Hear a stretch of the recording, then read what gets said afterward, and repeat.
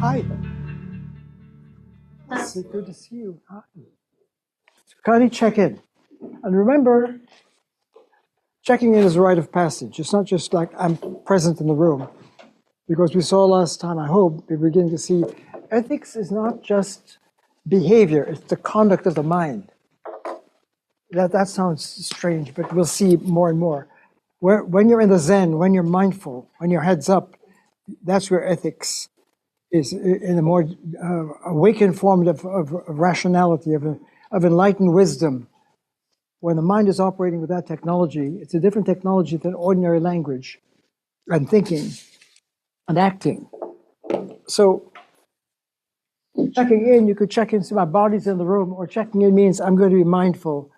So the ethics lab is, can you practice mindfulness? Presence, heads up, in the zone, hour and a half, each class. Okay, that's checking. So it's not just I'm attending. You can have your body here and you're checked out actually because your mind is elsewhere.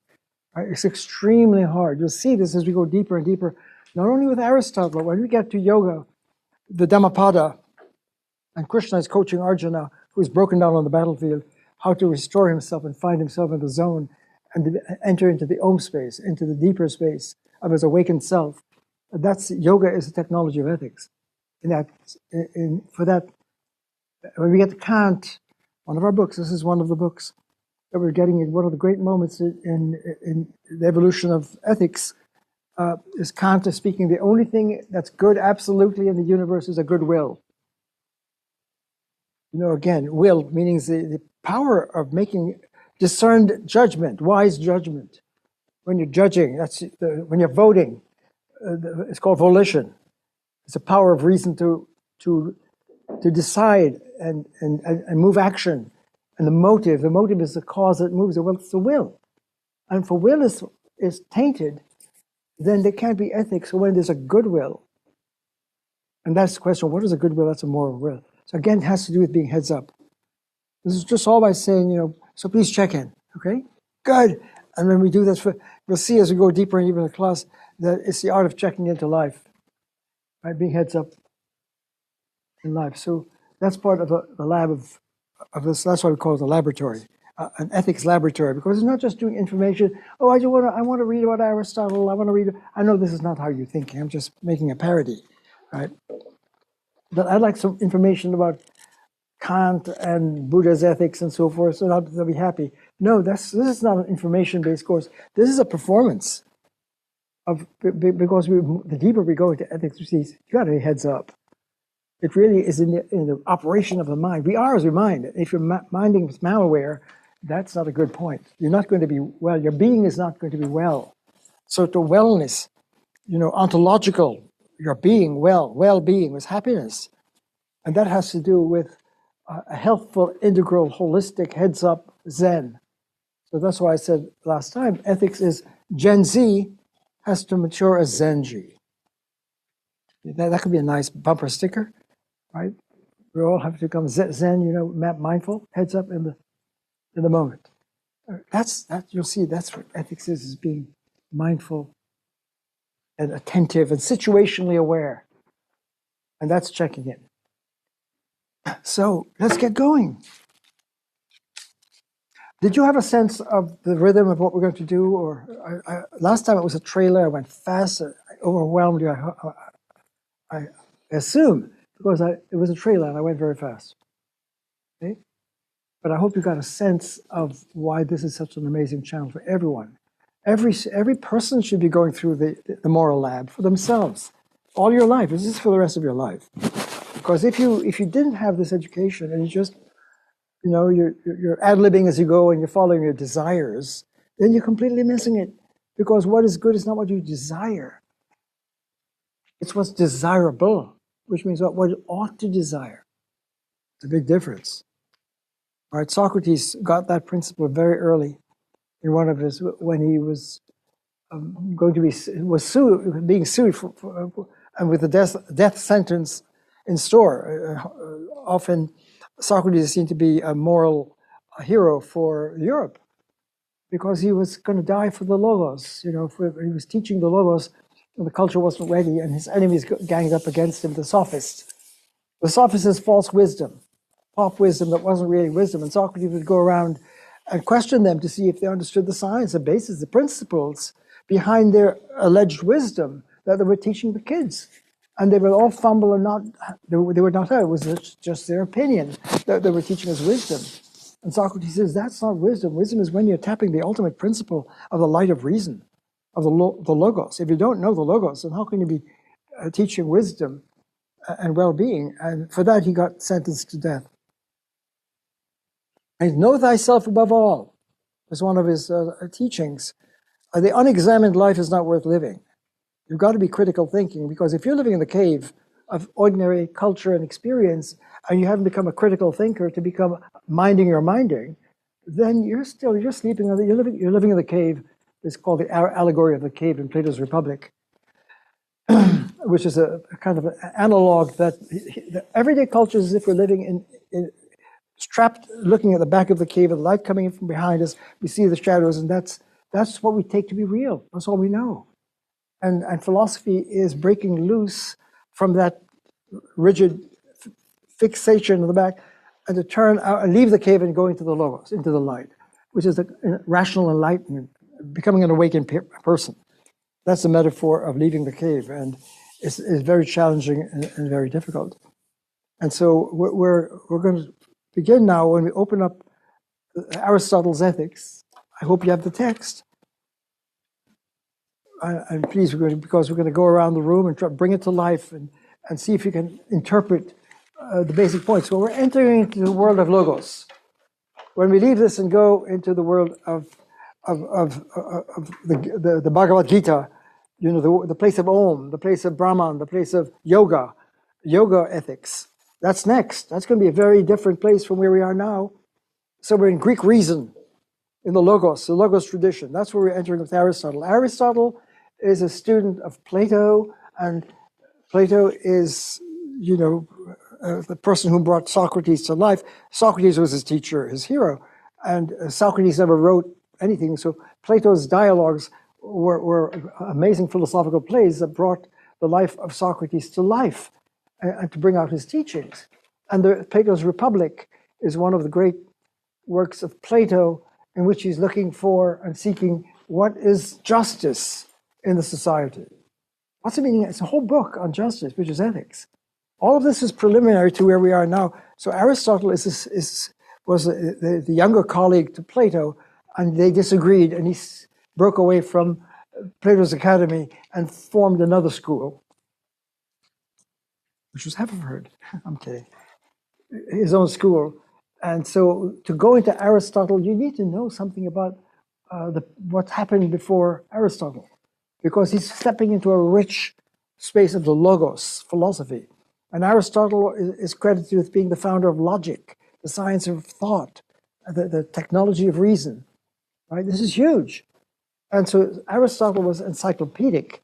You're writing on logic, the laws of thought, and ethics is one of them, and metaphysics, ontology is another book, and de anima, on the soul, and the analytics, and so forth. There are many books. So when we go into the ethics, where are we? I'm going to try and coach us quickly to pick up on this, okay? We have to understand, wow, what is ethics? We'll see. It's practical reason. It's a science of practical reason. What do you mean practical? Well, there's theoretical reason. What is that? So human reason, which is the gift that makes us human, it has different channels. Yeah, one form of reason is theoretical, to know theory, to understand mathematics and logic and truths that don't change in the everyday world. Right? It's timeless. You're going into rational space is amazing. The place of the soul. The soul is from the rational space. It's a rational being. So it's not in the physical world, the body.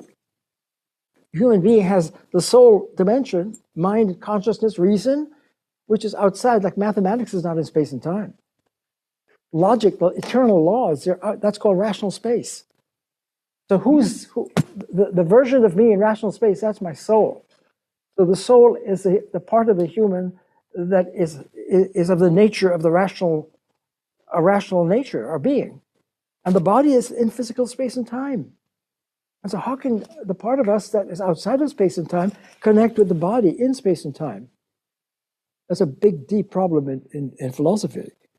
But when the mind goes into rational space and we contemplate the laws of thought and logic and eternity and the laws of reason, that's not in space and time. That's not about like the sun is shining and snow is white, or that's empirical. That's of the body world.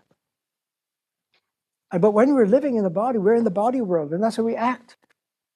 But can reason guide action? Yeah, that's practical reason. That's ethics now. Ethics is the discipline of practical reason. Theoretical reason is contemplation.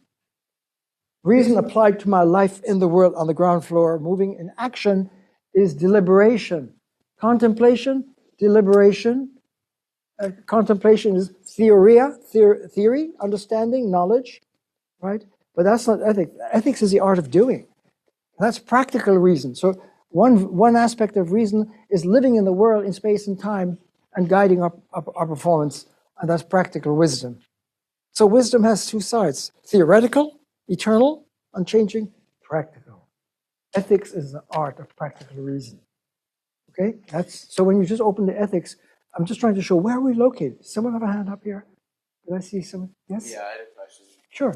I was just a little confused about the idea of like the logos. Is that almost something like spiritual and like godlike and explained by something that just we can't comprehend, or I just don't really understand that. Great question. As well, everyone should be asking that question, right? What is this logos talk? Right? Remember, last meeting I suggested that there's global ethics in a global context. What do you mean by global? Well, because when you start to really do, what is philosophy? It's the love of Sophia. What is Sophia? It's the embodiment of the logos in the world, the feminine energy that is embodied in the world. So it's logos Sophia, okay? And you're asking what is it? Well, Sophia is the embodiment in the of the universe of the light of wisdom. And so philosophy as a love of wisdom, love of Sophia, philosophia, phile means love, right, is a pursuit of wisdom. And the question is, so what is this logos? Well, when you're going into, if this lab is called global ethics, and I suggested last time, that's a whole new frontier. Why? Because what does global mean? It means all of our best efforts, the greatest minds, men and women of the ages have saw there's something deep that is first. Reality is deep. It's deeper than our everyday world. There's something deeper holding it all together. There's something first. Whether you call it in a religious term, it's Yahweh, God, or Allah, or in the Hindu philosophy, we got to the Gita, it's Brahman. Brahman is a name for the infinite, right? And Om is the power of the infinite. Or in the Chinese, Tao, Tao that is named in ordinary language ain't the Tao. So these are all Buddha nature, the emptiness of the field. All these great philosophies are trying to say, we have to get the grammar of what's first. You don't have to use God names.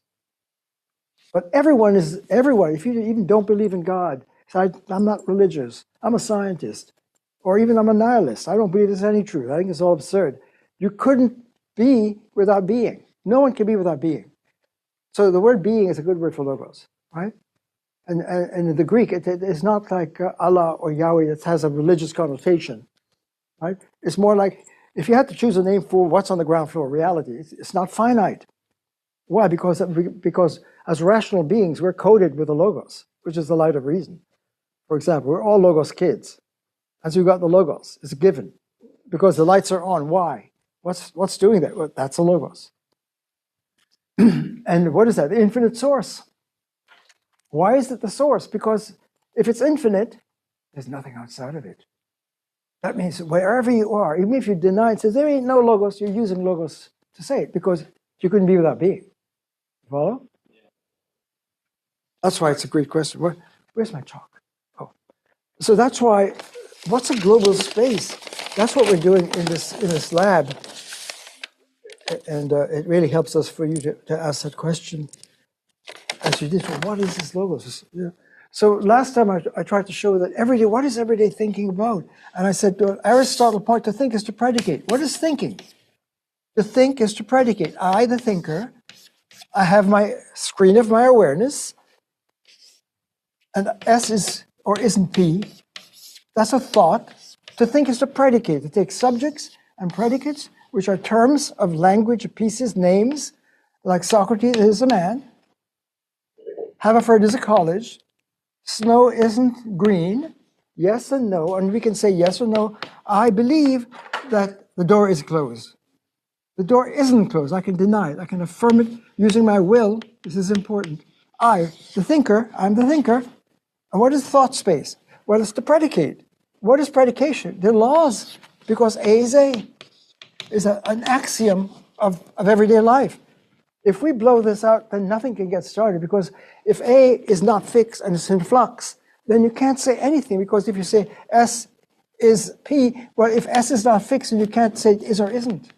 Is it raining or not? It can't be both raining and not raining. The book can't be on the table and not on the table. It's either on the table or not on the table. Where does that come from? The axiom A is A. So it's either A or B. A or not B. A or not A. So A or not A. I'm sorry, I'm scribbling fast, I'm going fast. So this is a basic axiom of all reality. Either A or not A. I can be I and not I, it's I and not I. So it's either I or it's A or not A. So A is A has a lot going on in that axiom.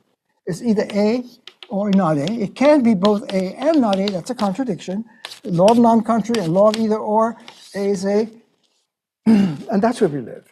And Aristotle is suggesting in his metaphysics, if this axiom fails, you can't get thinking going, because it'll all be fluxed, and you won't have language or thought, and reason will be gutted from the start. There's great stuff going on. I'm not going to go into that, but what we'll find in these great first philosophies, like Plato, for example, is saying, cool, you got ordinary language, but something deeper is going on.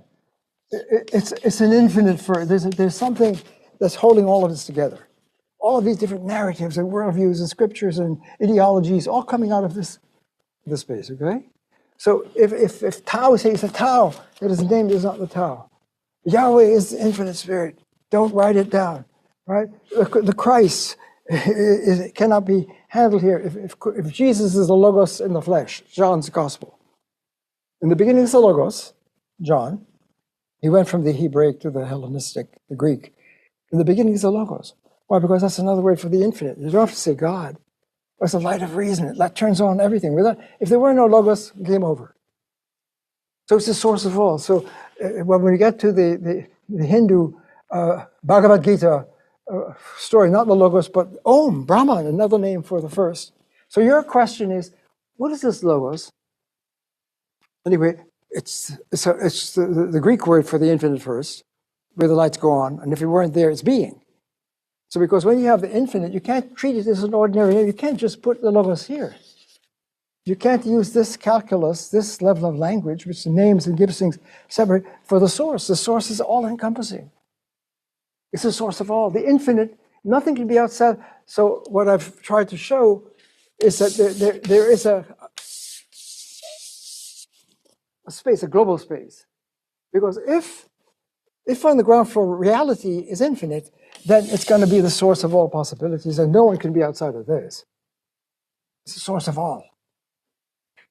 So can you find yourself here in the space of being, the deeper field of reality, in the logosphere, in the Om sphere, in the Buddha sphere, and so forth? So we could give different. We don't have to say logos, but the deepest strivings of the human, as logos kids, so to speak, as rational beings, is that we're trying to get the DNA for this. You follow? Because if you can get the DNA for the infinite, then it's going to code everything. So when we're understanding nature and physics, the logos is going to be there, right? Psychology, psychologos, the word logos. Physiology, all of the logos words. Why? You got the logos in it. When you find the logos in physiology, you're going to get the laws of the embodiment. You follow? Geology, the laws and structures, because all the laws and principles and axioms and theorems are coming out of the logos, which is the light of reason, the space of rationality. And what's up with that? We're rational beings. I hope that helps. Yeah. So global ethics is like, is there a generic name for the ground floor of being, of reality, that all of our diverse worldviews and cultures and scriptures and narratives and disciplines are located within? You follow? Because do we have any global narrative of the human being across all cultures? If all cultures and worlds and ideologies are coming out of this space, but this is a global space. Source all is global in that sense for all worldviews and narratives. Wow, can we find laws here that apply whatever your belief system, whatever your religion, whatever your discipline? If you say there is no God, there is no logos, right? And you're a scientist and so forth, but still you're in the space. Everyone is accountable. No one can be outside of the fundamental source. So even if you deny and you're a nihilist and says, I think it's all nonsense and it's absurd, and we humans have to come to terms and face the absurdity of life. Of course, it's all opinion. You couldn't do that without the logos. I hope that helps. And so what is ethics? Is there an ethos, for all human beings? Is the golden rule that we often tout across all of these different worlds? There's some version of do unto others, others do unto you. Why? Where did that come from? And is that an opinion? Is that just cool?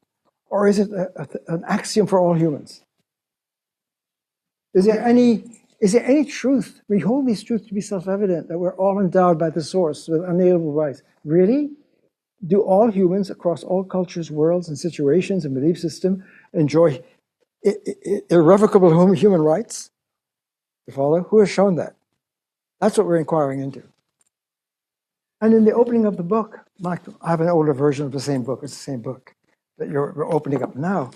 And, the author, in introducing it, the translator, Oswald, before we go, he says, for Aristotle, I'm just reading, this is, Roman numeral 13, before in the preface, the translator's introduction. He says, for Aristotle, as for Plato, man possesses logos, the power of speech and reasoning.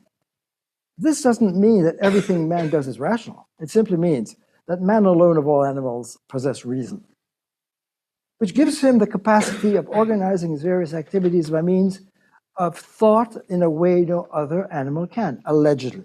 That's been in question. Do dolphins participate in reason? Did Jane Goodall show that chimpanzees have some kind of intelligence and can make inferences? And so set that aside.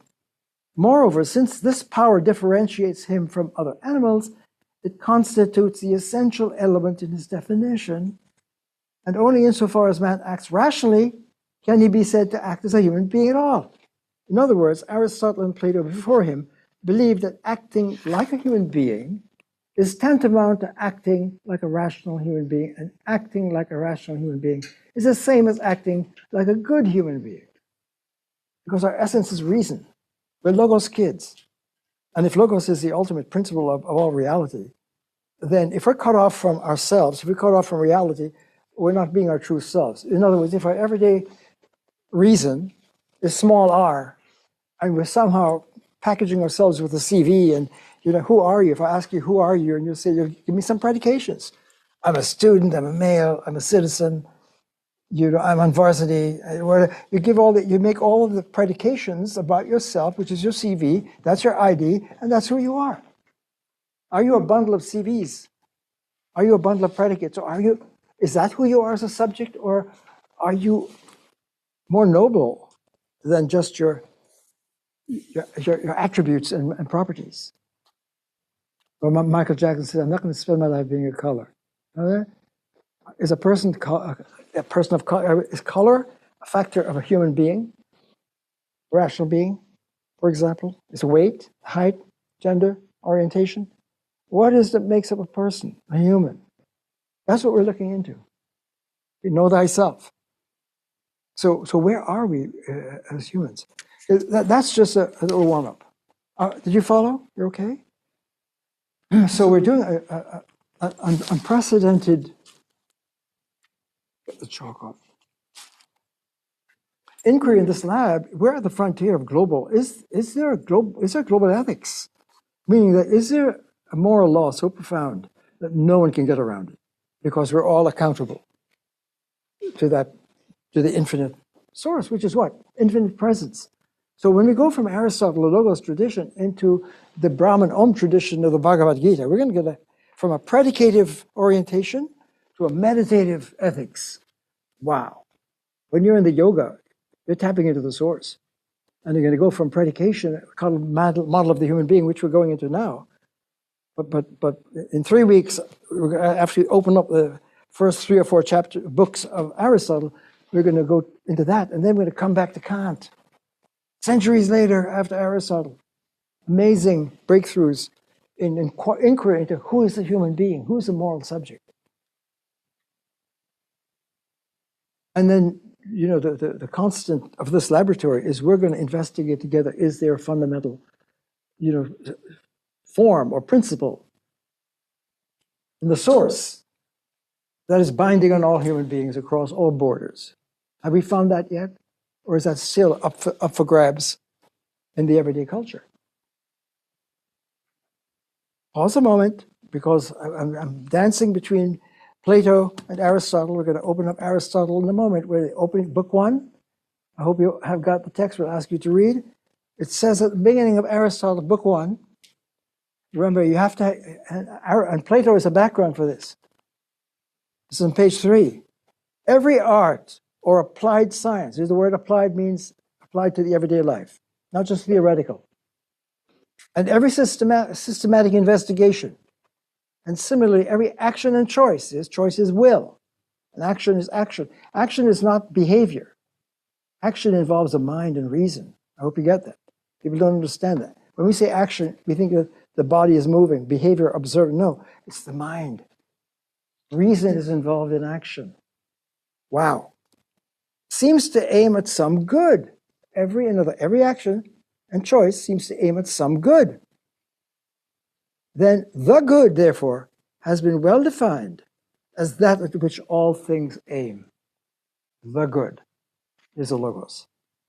It's not yet clear that's what's going on.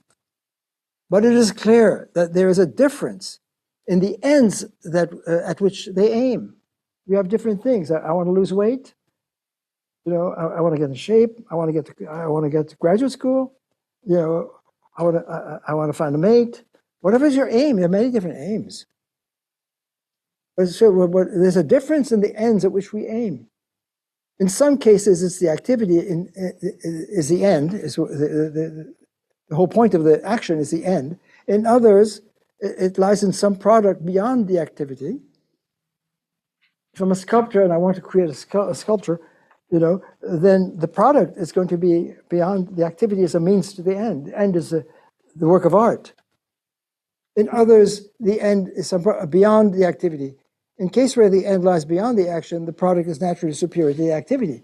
The value of the activity is going to be found in the product. But ethics is not, it's intrinsic value, we'll see. It's intrinsic. When you perform a moral act, it's inherently value. So we're building up to that. Hold that a moment, because I just want to give a little background in Plato that is setting up the whole structure in which Aristotle is located. In Plato's philosophy, I just want to give you a kind of a hologram from Plato. It's called the divided line.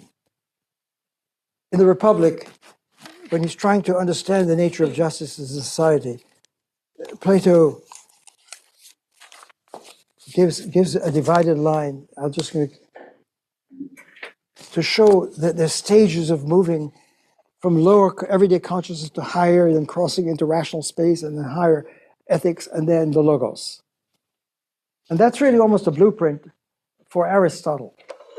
So I'm giving us almost like a code to get to locate where Aristotle is when he says there is a good and all things aim at the good, right? He's a protege of Plato, and Plato at that point is showing that there are stages. He's trying to give a stages of consciousness, right? The object of thought. So you have at the level, imagination, images, right? So you've got images, you perceive images, imagination, you have images. Then you go to everyday experience, belief, like objects, like the furniture and the sun and bodies and so forth. You have belief as a mental state. From imagination, like dream.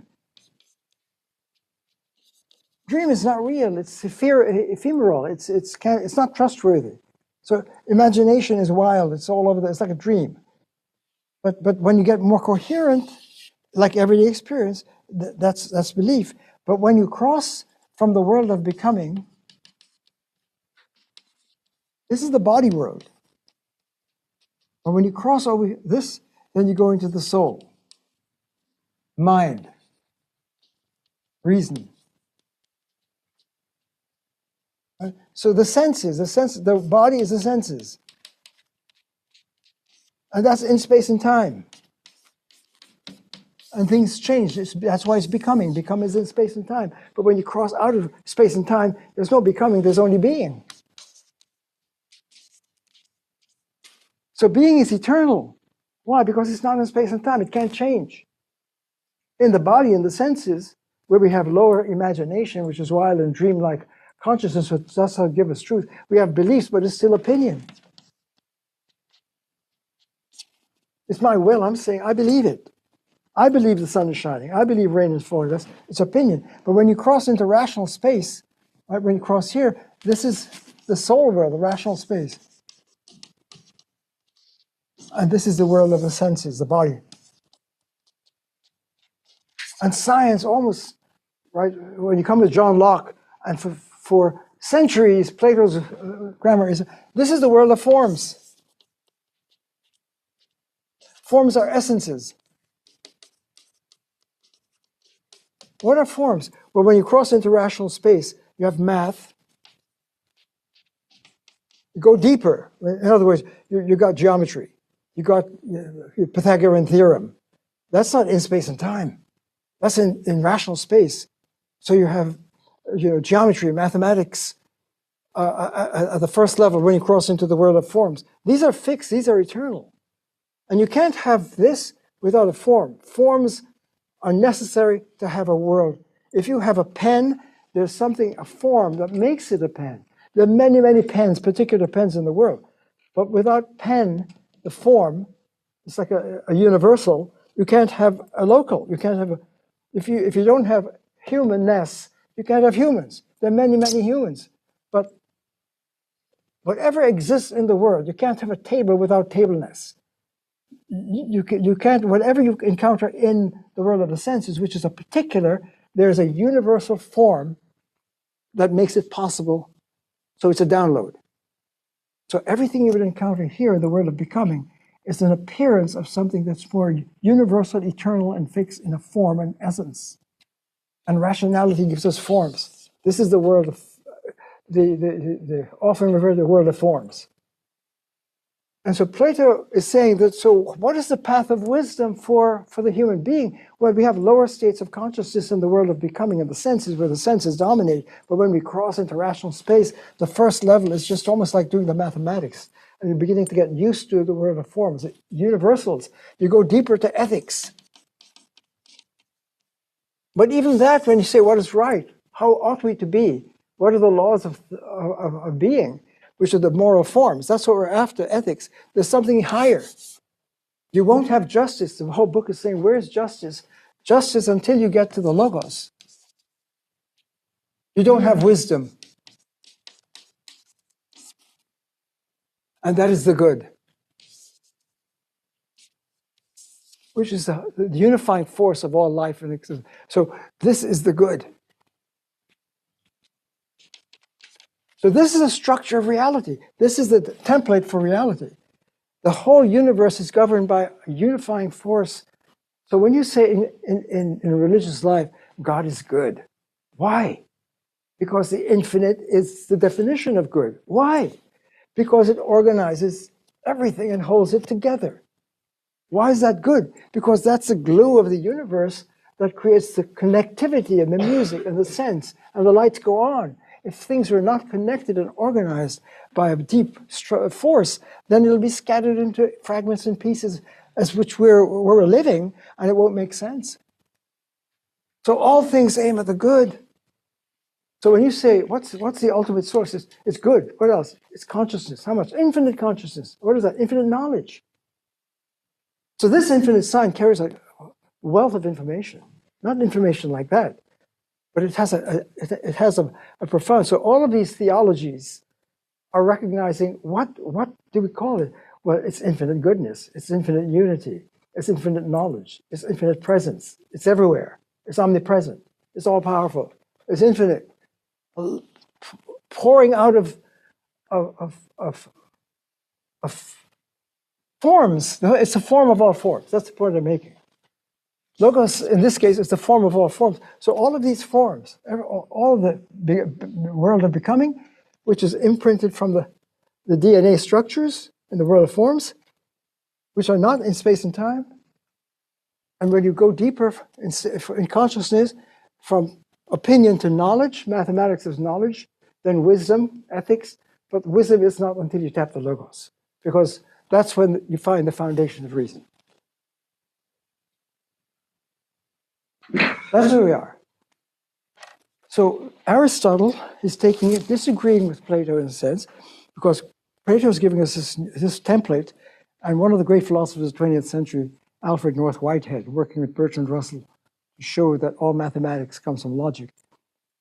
Whitehead said famously that the evolution of European thought consists in a series of footnotes to Plato. The evolution of European thought consists in footnotes to Plato. That means when you got the pattern of the Logos, and you get that, you can move in all kinds of different ways. Aristotle is going to go disagree with his teacher, but it's all in the space of reason. Because that's rational space. And we're rational beings, we're Logos kids. And and Aristotle was disagreeing with Plato because Plato didn't distinguish between theoretical, Socrates didn't distinguish between theory and practice. One of the epithets from Socrates, moral, to know the good is to do the good. Think about that. Ordinary belief, I believe it is good, I think it is good, it's your opinion. No, when you know the good, you are it, you do it. Theory and action are one. When you know it, you live it. You walk the talk. Theory is practice. Theoria and praxis, the word praxis is doing. Theory is thought, practice. But when you get to ethics, thought and practice meet. And what's that? Practical wisdom. Okay, we're ready to start ethics? That's cool. So now there's so much I can say. 2 more points, just bear with me. We live in a telos universe in Greek, in the Logos. What's the Logos? What is the Logos culture and worldview? That since the Logos rules, and that's where the lights go on, that everything is pointing to the Logos. What's that? Wisdom. And so Plato is trying to say that until we have wisdom in the culture, there will not be justice in the world. What is that? Ethics, right action. That's what this whole book, the Republic, the polis, the whole culture, right? The Republic, when they signed the Declaration of Independence, and Franklin walked out of the Constitution Hall a few miles away, and ostensibly one of the women waiting outside with bated breath says, "Do we have it? Did we do it? Did we sign the Declaration? Do we have a democracy?" She asks Franklin, Quaker, says, "If we can keep it, the Republic, right? Do we have a republic, a constitution? Do we have a demos? Do we have a democracy, a holy experiment of a democracy?" Right? So it goes right up to where we are now. The question is, what is justice in society? Until we have wisdom in the leadership, there cannot be justice in the society. Okay, that's background. So let's go and jump to the next generation from Plato and Socrates to Aristotle. We're in rational space, And Aristotle begins with, remember, he's done the logic. We're jumping right into the middle of only one of the books of Aristotle. He's done logic, a major breakthrough to get the laws of thought. When Aristotle saw that there are laws going on when we join subjects and predicates, wow, if we say all S is M and all M is P, then you conclude that all S is P. Wow, the premises and the conclusion and all of the calculus is amazing. It's syllogistic logic. You discover the laws of thought. Right reasoning. If I say that all S is P and some M is P and then all, that's a big mistake. There's a laws of correct right reasoning. And Aristotle got it. He got the science of right reasoning. That's a huge breakthrough. It ruled Europe for over 2,000 years until modern logic questioned it. Okay? All through scholastic, when Kant came on the scene, he said, Aristotle's logic is it. That's done. It's done. It's perfect. It's good. Right? That was overturned later with mathematical logic. I just want to give you a sense of the scope of what we're doing here. Aristotle ruled all through the medieval period. I'm not saying that's good. When his philosophy through the Arabic, came into Europe in the 12th century and beyond, and Aristotle, before that was Plato, who dominated the earlier centuries. Augustine was using Plato to express Christianity, but in the 12th century is when Aristotle was discovered. Whoa, that's St. Thomas was using Aristotle to express a new version of Christianity. That's St. Thomas. It has to do with Villanova. So what's happening here is that Aristotle is correcting Plato. Where Plato was seeing more unity, there's one, Aristotle saying, no, they're different types. There are two types. There's theoretical reason and practical reason. And so when you're doing mathematics and logic, and he's doing that, he's discovering the laws of thought and logic, which rules for centuries. But that's one half of it. The other side is when reason enters our life and guides us in the world, not in contemplation, but deliberation. We deliberate. We look at the situation and we conclude the best course to take. And ethics is the art of deliberation. So that's why, when I got up the last time, that's why the universe is telic, telos. It's important to know this. These are baby points. The universe has a telos. Everything has a telos. What's a form? What is the telos? It's what gives it its nature, its essence. What's the essence of a screwdriver? Well, what it does best. There's the word best. The telos comes, everything has a logos in it. Everything has a logos in it because everything is coded with the logos. And if we understand the logos of the pen, what does it do best? I could use it to prop up the window. That's not what its essence. What is it? To write, and to write well. An instrument of writing, right? That's its essence. It's its form. Why does everything have a form? Because you're in the telic universe. Everything has a telos. And what is it? So if you discover what is the telos of a human being, is it the body? No, it's consciousness, it's reason. That's our telos. So when we reason well, that's our essence. That's what gives us meaning. The telos of a thing is what lights it up with meaning. A knife, the telos of a knife is to cut well. If a blunt knife is not virtuous, it's not performing well. When something fulfills its function, everything has a function. Well, its essence, its telos, its form, that makes it what it is. When the table functions well, it supports. If it didn't have the support, then everything was falling right through it. It's not a good table. You following with the language? Everything has a telos. So humans, what is our definition, our essence? What makes us what we are? We're rational beings. When we reason well, then we're fulfilling our essence. That's virtue. Virtue is excellence. What is best? What is best? Good. Follow it? Don't lose it. When you're at your best peak performance, you're gooding. Why is it gooding? Logos. What's up with that? See, your organizing principle that holds it all together. So what? Without that, it falls apart into absurdity. So how can we make a sentence like the chalk is blue? That makes sense. Well, sense comes from the rational coherence. You mean everything is coded in the universe? Yes. So how do we understand the telic nature? And what is our telos as human beings? What is our major as a human being? Right? To reason well, to live well. What's that virtue? What's that a veteran?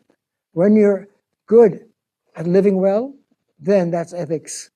You're a virtuoso, right? When the cello player is a virtuoso, she plays well.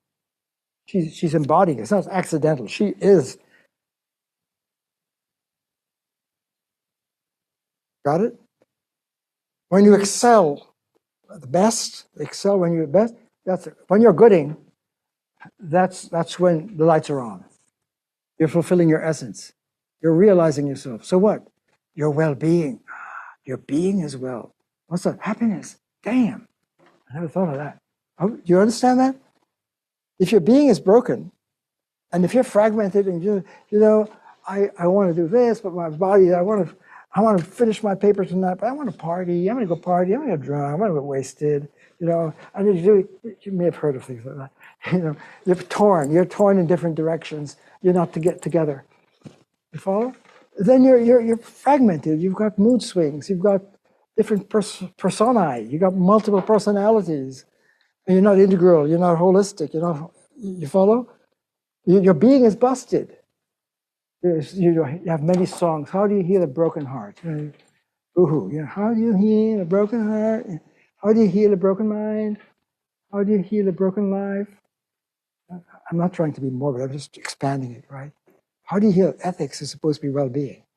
Ethics is the art of well-being. Well-being is happiness. Happiness has to do with being. And if your being is fragmented, it's no good. So I'm just setting the stage for the depth of ethics. It's going to haunt us through all of the different labs we're going to go into. Any questions so far? Am I confusing you enough? Yes. I thought someone here had a question. Let me take that, then I'll come back to you. Go for it, jump in. What's the between telos and logos? Well said. What do you think? I thought I made that clear. You said telos is like structure or form, whereas logos is Is what? Well, yeah, the light of reason is the ultimate principle of being. It's being. Logos is being. In the beginning, so when John in the Gospel said the beginning is the Logos, and it was with God, it was God, that kind of thing. Yeah, when you start to go to the fundamental infinite, strange logic happens. When you say, oh, it's what's first, it's the source of all. What's up? It's infinitely united, which means what? You can't have two. Why? Because if you have two, it'll limit the other one. So it's unlimited. Oh, damn. And if it's unified, how unified? Can you break a piece? No, you can't. It's infinitely unified. Whoa, you begin to see that flow. So that if we're living in the logosphere, and Plato and Aristotle are trying to civilize that for the human family, the telos is when since logos is everywhere, you might say this. When the Quakers discovered and said that there's God in every person, right? There's God in every person. That was a great breakthrough. We don't have to go to the church or the crucifix or the Gospels. We can have direct access to being, right? It's in us. It's recognizing the simple axiom. The source being is in everyone. It's not just humans. It's in every drop of water. When Blake, the poet, says infinity in a grain of sand and eternity in an hour, they're picking up on the logos as all pervasive. That's telos. The telos is the signature of any point, like the telos of a knife is to cut well. The telos of a table is to support nicely well. The telos of a person is your logos code. If we're children of logos, when we discover, so what makes us distinctively human? That's why I just read that passage, right? We got the logos. That's why everything aims at the good. All things, didn't just humans. All things aim at the good. Why? Because the good organizes the whole teal. So the logos is the organizing force, and the telos is the forms that inhabit the signature that makes everything what it is its essence, and that's its telos. Just getting basic vocabulary. Does that help? Yeah. Good. Thank you for asking these. Everyone should be jumping in with questions all over the place. I love when you ask questions. Don't feel you're interrupting. Right? If you have some questions, mess it up for us. Real good. Yes, you want to try again? Yeah. I was just wondering what you mean by rational beings. Like, are we rational beings? I feel like, especially in like psychology, I've learned that we aren't. But I guess I want to better understand how we're rational beings. Good question. Would someone like to answer that? Did I mess it up even more? Freud would say, you think you're rational beings? Most of what's going on is unconscious. If you think consciousness and we're living a life of conscious being, no, your unconscious is running the shop. I'm agreeing with you, right? Emotions run the shop. We're feeling beings. We're not rational beings. Our desires, our feelings, I run off the, you mess with my personal space and I'm going crazy, emotional. Are we emotional beings? Are we rational beings? Are we feeling? Do feelings rule us? And so forth. You follow? So you're right. So what does it mean to be rational? That's what we're getting into right here. It means that when you act, you're not acting on impulse, which we do. It's not just a reptilian response of a reaction, fight and flight, right? But deliberate. So good. Let's hold that question. What does it mean to be a rational being in the light of the brilliance of psychology and neuroscience and neuroplasticity and brain studies and all of that's going on, and the Freudian and the Jungian and Adler and Maslow, all of these great psychologists saying, what rules us really? David Hume is going to say we're not rational beings. Because when Locke said, the hell with all of this, Locke later on is going to say, you know what? This, for Plato and for Socrates and for Aristotle, the rationalists believe that reason rules and that we have all of this we call a priori innate knowledge. And when we're born into the body, we forget it. So the human being has to somehow recover the amnesia and discover what was hidden in our consciousness, in our soul, because the soul got knocked senseless with amnesia. So we've got to recall the forms and principles and laws in the body, which is hard to do because the senses are so powerful. And we gradually, if we're living well in a disciplined way, to recover the math and recover the ethics, the laws, and eventually touch the logos, then we become more fully human, allegedly. See what I mean? But the point is that the force is here. So Locke said, you know what? I don't buy this. Plato. I don't buy innate knowledge, that we're born with innate knowledge. No. I reject rational. The senses, says Locke. The mind is a tabula rasa, a blank tablet. We're not born with all of these forms and innate knowledge. So knock that off. Let's start over. Now we get empirical science. The senses rule. That's where we get our ideas from our senses. How do I know color? From red. I see red, I see blue, I see colors from the senses, and I get the idea of color. It's not forms. And David Hume said, you know what? We're not rational beings. We're passional beings. We're psychology. It's feelings. You follow? That's a huge. So who is a human being? Are we rational or are we feeling? Is it emotional? So what is ethics? Sympathy. Empathy. Not some abstract law and reason. We have sympathy. I see someone hurting, and it makes me feel for them, and I want to help them, right? That's ethics. Ethics is feeling, emotions, not reason. So Freud, no, it's unconscious. It's subconscious. My anger was unconscious. I didn't know I was in a love-hate relationship with the other person, and my unconscious was seething with rage. And that was controlling the whole breakup and the divorce. You see what I'm getting at? It's a great question. Did you follow that? So are we rational beings? Or are we feeling beings, emotion? And one whole theory of ethics is that when you say killing is wrong, it's not some law from God. It's saying killing, bah, I don't like it. We don't like it. It's likes and dislikes. It's not reason. The emotive theory of ethics, that what we feel is good and think is good, is really an emotion. Right? You're expressing emotion when you're making more. When you say, that car is good, right? What are you saying? You're not discovering some moral truth about its goodness, and it's telos, right? You're saying, buy that one, I like that one. I like it. You feel it? So this is good to ask these questions now to see, we're questioning who is the human being? What shapes the real human?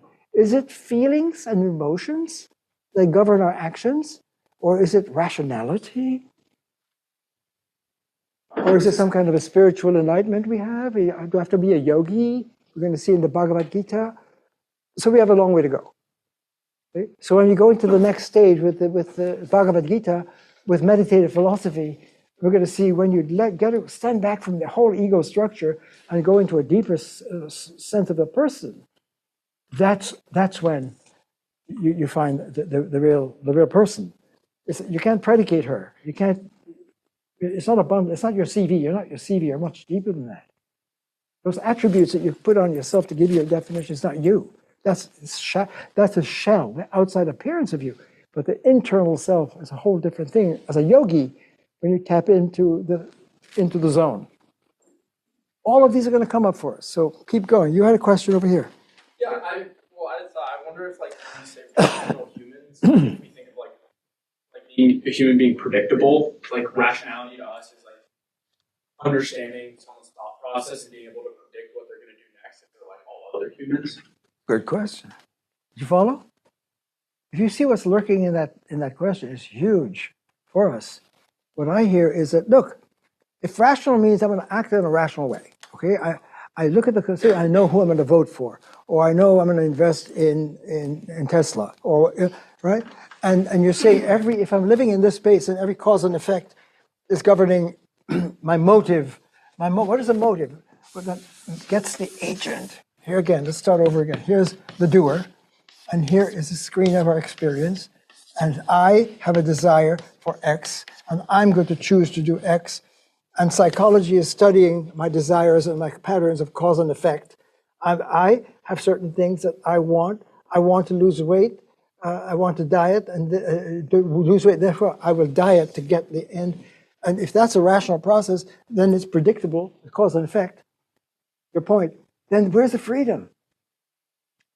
If ethics alleges that we're free beings, our will is free. We have free will. My will is not determined by my desire. It's determined by reason. That's Aristotle. When reason rules, that's Plato. When reason governs my actions, now you're getting into moral action. But is there freedom? Is there free will? Is your question. What is free will? It means it's a miracle that if the psychologist knew everything about me, and I was going to predict that when I go to the supermarket, what I'm going to choose, right? And I go and I do something completely unpredictable. Why? Because freedom means I'm going to initiate a new version of me right now that no one could predict. I'm free. I'm autonomous. Autonomos. Nomos is law. Auto is self. Am I autonomous or am I governed by my past behavior? So rationality doesn't mean just being a part of a calculus of determined like a computer. It means acting out of freedom in terms of the law. So is that possible? That's another big question. Are we free agents? Or is everything we're doing determined in the cause and effect psychology? So science can determine. So if I'm rational, I'm predictable. Or is freedom unpredictable? Question, okay? Am I addressing your point? Yes. These are good questions to ask. You're priming it well. I like when you do this. Okay, because it helps us to. I've done this. This is my 58th year, and I've done this class many, many times. It's always new, never the same. And I like to customize it to the ones who are here in the room. Right? When you ask your questions, it helps me to address you and where you are now. Gen Z. Sorry. So let's do it. You ready? Okay, go. In other words, why is Aristotle saying all things aim at the good? Because he's already in a place of reason, that Logos is ruling, and Logos is like God. When you say God is good, it's not a property of God. God is goodness itself. You're not predicating on God, the infinite. You're revealing that the force that holds it all together and turns the light on, and therefore has meaning and gives being to everything. That's good. So the infinite, you don't have to call it God, is goodness. It's not a property, like say Socrates is good, that's a predicate. Socrates is good, but the source is goodness, and all things aim at it. Why? Because it's being, and nothing can be without it. So everything is like a compass pointing to the North Star of Logos, and therefore it has a telos. So it's all this widely diverse, everything has its own essence uniquely, and humans have our essence, our form. And when we fulfill our form, we're coming to be, and therefore we flourish. And what's that? Well-being, which is what? Happiness. And that's what Aristotle said. When we can find the good, then we're going to have well-being and happiness. And that means you're going to be virtuoso. You're going to be expert. And that word means excel. And when you excel, it's best. When you're the best, you're gooding. So well-being is gooding. Okay, you take over. Book, chapter 3. Let's see what we can do. Do I have what time is it? If that's correct, it's 3:30. We have a little time. I lost my phone somewhere. I don't know where it went. I don't care. So when someone start reading, we need readers who are going to read with resounding voices to bring the text. We want to bring the text to life so we can see how we're getting it. Okay? So reader, start please. Page 3, book 1, 1. The good is the aim of action. We spent all of this time so far understanding where did you get that from? Okay, the logos is the good, and it's the aim of all actions, and it governs the universe. Reader, please.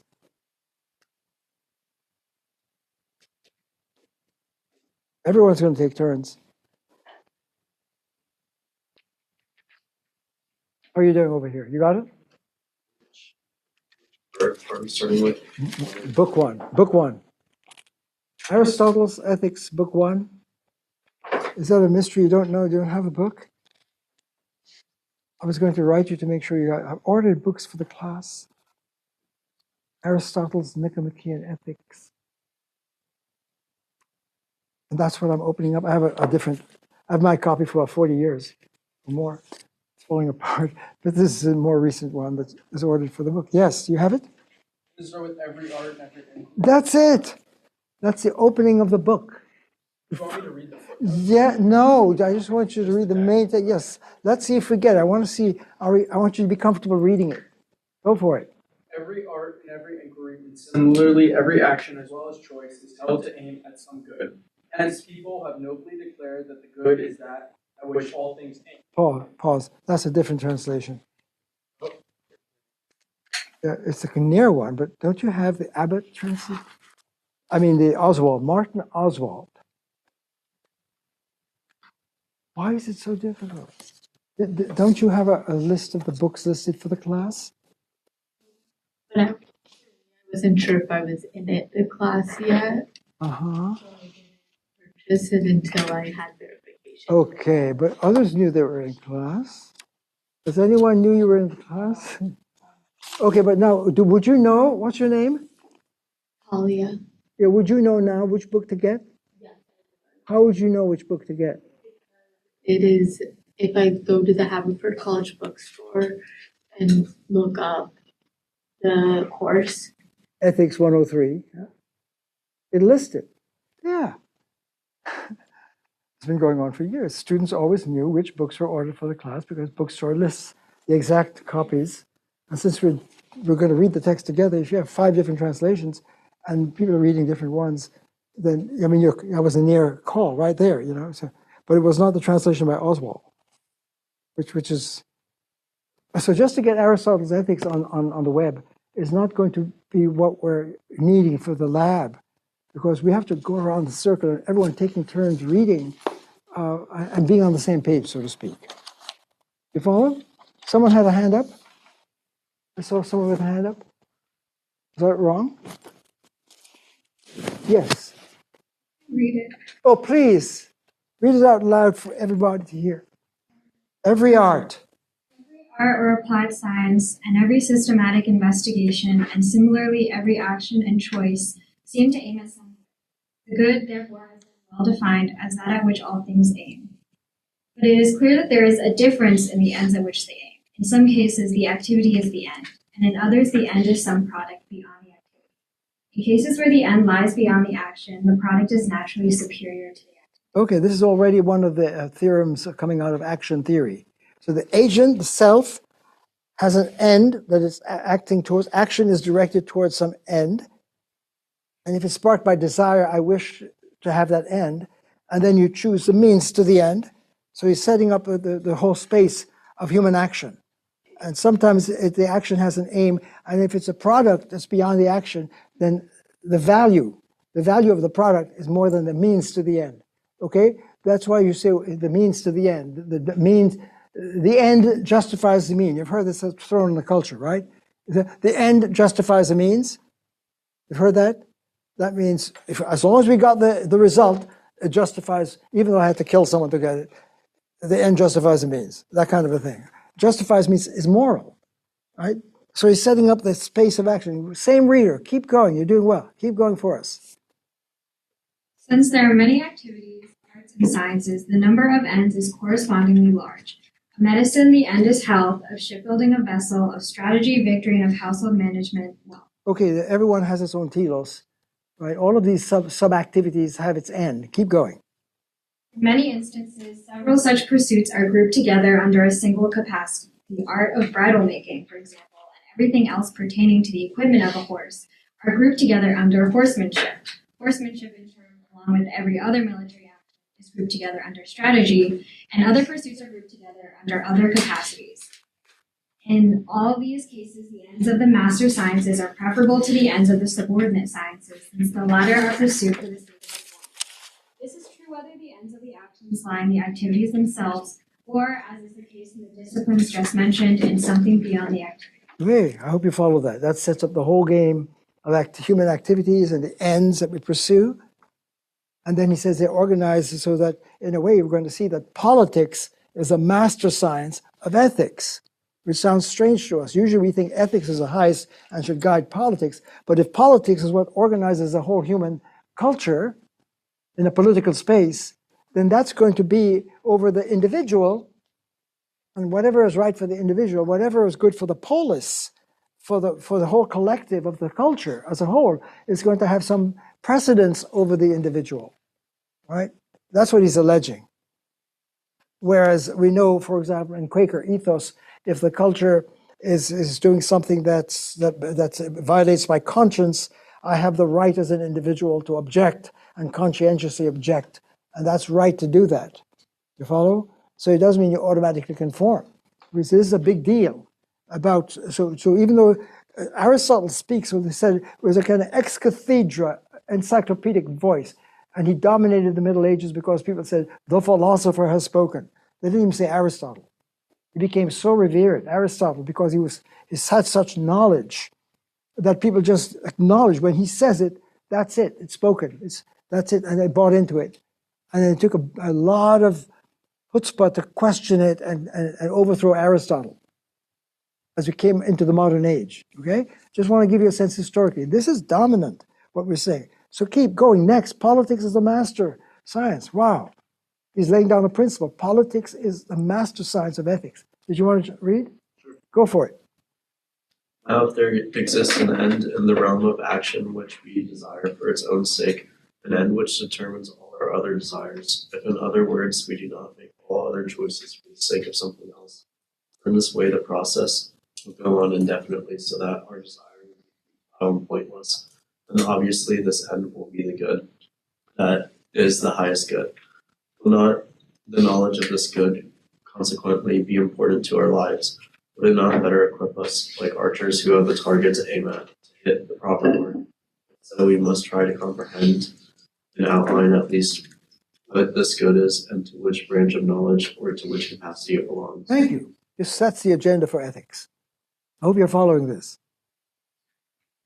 Again, look back over it. Now, if there exists an end in the realm of human action, which we desire for its own sake, that means intrinsic value, right? Because if you always say, I want to get into shape because I want to make it on the team, and I want to make it on the team because I want to get on varsity, and I want to get it because I want to get into college, I want a scholarship, and I want to do that because on and on to infinity, and there's no final end, then it'll go on to infinity and it'll be futile. It'll not make any sense.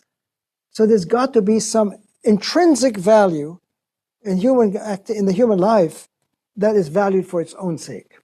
This is extremely important. That's intrinsic worth. When we say that human beings are sacred, we have intrinsic value. It's not you never treat a person as a means to an end. You're violating their personhood if you treat a person for your own ends. You're manipulating him or her, right? You never do that. In other words, it's very important to know that their intrinsic value, a value that's not good as a means to an end, but is inherently good.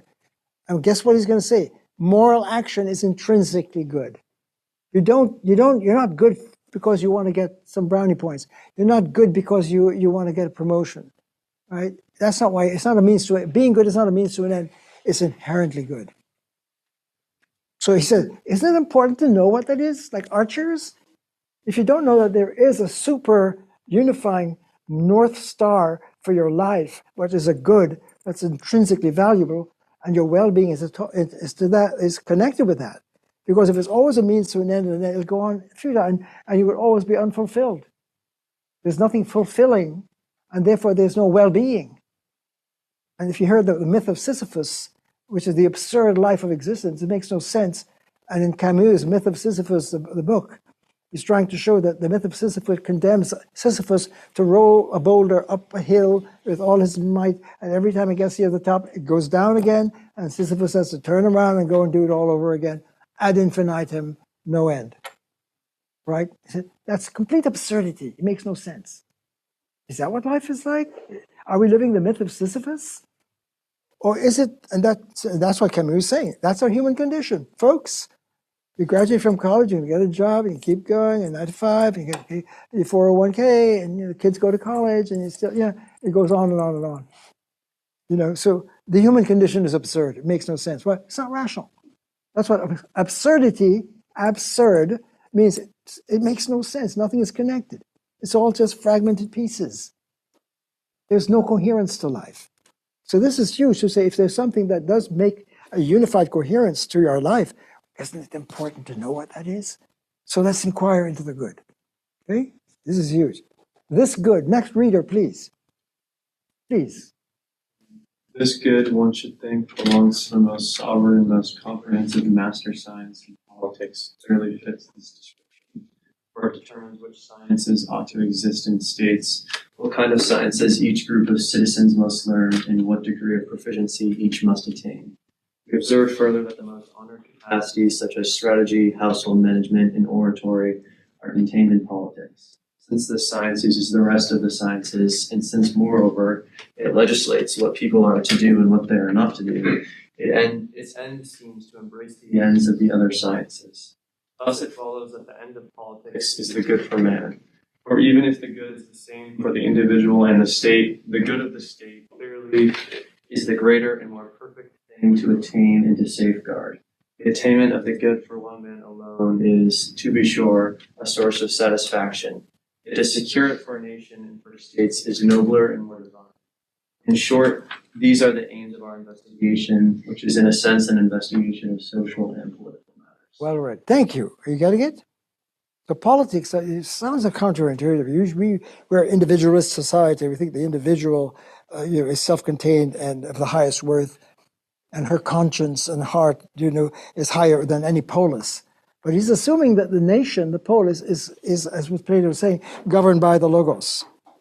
And if in that case, then it's in the political space, the culture as a whole, that it stipulates and legislates what ought to be studied and what is within that realm as furthering the good for humanity as a whole. In a way to say that if global ethics is really trying to find the unifying laws, if there are any, for all humans, human rights for all humans, that will govern over local, that's another way of putting it. A local ethics is not the same as a global ethics. A local ethics would be, that's your opinion, that's your belief system, that's your worldview locally over here. But if you can get a global logos science that's governing all human beings and proving axiomatically human rights, that would preside over the local. It's closer to the divine. Notice he said that. Right? What leads to the greater universal is closer because the ultimate universal is logos. And all of these universals of Plato, higher to mathematics, and beyond that ethics, the laws of ethics and the forms are higher than math because they involve goodness and intelligence. And when you get to the form of all forms, the logos, which is the axiom of all axioms, that's divine. But that's who we are. We're Logos kids. So when we reach that deepest coherence and universality, and the lights are on, enlightened, when you're rational enlightenment, that's when you're getting at the aim of the good life. When you're gooding. So I hope you got that. What time is it? About 10 more minutes. That's eternity in the double reconciliation. Next reader, the limitations of ethics and politics. This is very important. Are you getting this? I want you just to feel comfortable so that you can read through the rest of book 1 next time when we meet on Monday. Right? We're going to go pick up the pace and be more selective. So keep going, please. Next reader, our discussion will be adequate. Thank you. Our discussion will be adequate if it achieves clarity within the limits of the subject matter. For precision cannot be expected in the treatment of all subjects alike, any more than it can be expected in all manufactured articles. Problems of what is noble and just, which politics examines, present so much variety and irregularity that some people believe that they only exist by convention and not by nature. The problem of the good, too, presents a similar kind of irregularity because in many cases, good things bring harmful results. There are instances of men ruined by wealth and others by courage. Therefore, in the discussion of such subjects, which has to start from a basis of this kind, we must be satisfied to indicate the truth with a rough general sketch. And the subject and the basis of the discussion consists of matters that hold good only as a general rule, but not always. Conclusions reached must be the same of the order. The various points that are made must be received in the same spirit. For a well-schooled man is one who searches for that degree of precision in each kind of study, which nature of the subject at the hand admits. It is obviously just as foolish to accept arguments of probability from a mathematician as to demand strict demonstrations from an orator. Thank you. Could someone put that into simple English? Thank you. Nicely done. There's a principle here, a very important Aristotelian principle. Yes? Yeah, make like a definite truth. There's only constructs or ideas of truth that we follow as. Well, good. Why? Why is that so? You did well. Why? What's the principle here? He says, look, when you're doing mathematics, you don't want vague probability because that kind of subject is precise and definite. When you're proving the Pythagorean theorem, right? It's not a probability. Remember, there are two kinds of reasoning. There's deductive reasoning. If all S is M and all S is P, then you can do all S is P, right? Because if this swan is black and this spider is white, and all swans are white, that's called induction. Induction is when you move from instances and you form a generality from it. You draw an inference to generality, right? So probability and generality, you don't do like mathematics. When you're doing math, you want deductive reasoning, right? When you're proving the Pythagorean theorem. So it says the subject matter of ethics is highly variable. Look around the American culture and the many different belief systems and so, it's hard to find any kind of, decisive. So if you're going to do ethics, you're going to have to be improv and figure it out as best you can, and you get as much precision as the subject matter allows. And human life on the ground, on the rough ground of floor, is not mathematical. It's not mathematics. It's almost like saying ethics is going to have to be finding generalities of what's good. Can't say, oh, money is good. No, because some are ruined by money sometimes. So what is good? How are you going to find the good? So the well-schooled student, the Bryn Mawr Haverford student, right? The well-schooled person is one who searches for that degree of precision in each kind of study. There are different kinds of subject matters, which nature of the subject hand admits. Mathematics can have high precision, but human behavior in the political rough ground with all a different, diverse belief system, so it's going to have rough, and you have to be ready to rough it a bit in that situation because of the nature of the subject matter. In other words, there's a principle that the degree of generality and precision has to be in sync with the nature of the subject matter. And if it's highly variable, you don't get. So ethics is a practical science. Mathematics is a theoretical science, right? So theoretical reason is different. We've got 5 more minutes. Is that clock right? Am I okay? Was it 5 minutes, like the last 2 minutes of a football game? It's always decided in the last 2 minutes. I love it when that happens. And we've got 5 minutes. So, did you follow that? So, next reader, please help us out. I'd like to finish the rest of. Each person can judge competently. Now, judging, each person, thinker, can say yes or no. The sun is shining, the door is closed. You can judge. And when you say this is right or this is wrong, that's you making judgment. Judgment is the use of our reason and using our will to make a judgment. Do you follow? I'm judging, is the door closed? The door is closed. I'm judging. So when you're going to be, if that's our rational power, how are you going to, what kind of a judge are you going to be in judging and deliberating about life? Reader, please.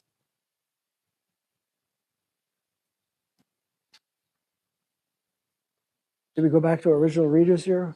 Who's going to help us? Would you like to help us again? Sure. Are you able to? Not to pick on you, but no one's helping us.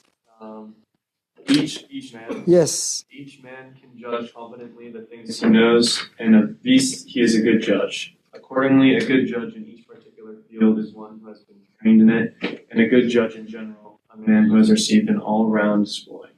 For that reason, a young man is not equipped to be a student of politics, for he has no experience in the actions which life demands of him, and these actions form the basis and subject matter of the discussion. Moreover, since he follows his emotions, the study will be pointless and unprofitable. For the end of this kind of study is not knowledge, but action. Pause a moment. I hope you follow this. He's saying, what are the prerequisites for opening up this book? You can't just be whimsical and following what you feel and what you need, and that way. You've got to be willing to listen to the voice of reason. If so he threw out the Haverford Bryn Mawr kids. Say, young people are not qualified to do ethics, except you. So he has no experience in the action. You don't have enough experience yet, right? Which life demands of him, and these actions form the basis of the subject matter of the discussion. And since you follow your emotions, in other words, most people live by back to your point, emotions and feelings. You're not ready. Unless you reach a point in your life where you say, you know what, just following my whims and my feelings and needs and desires and impulses isn't working. I want to listen to a deeper voice. When you get to that point, now you're ready for ethics.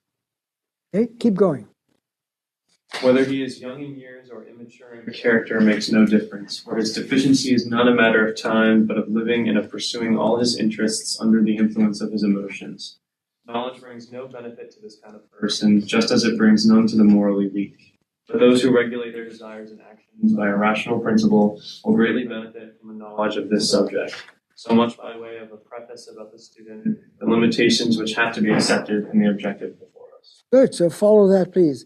Knowledge brings, knowledge of the good is not going to help someone who's living by emotions and whims and impulses. Forget it, right? But notice it, those who regulate, that means rule, regulate means rule and govern, their desires and actions by a rational principle. That's a key to the whole book. Okay, is there a rational principle, a law, that is used by guiding my will in judging my actions? If I get good at that and become the virtuoso, then I'm on the trail of ethics. So it has to do with a rational principle. Will greatly benefit from a knowledge of this subject. So you're good to go if you're there. Such a person may by way of preface, so much so. Who is a qualified student with a prerequisite to proceed further in this inquiry into what is the good? This is a place to stop. Stopping early. Yeah. Early dismissing. Cool. You did well. Nice. We'll pick up the pace. Keep going with this book, okay? All the way till the end. We're not going to read the whole book, but we're going to go through the rest of book 1.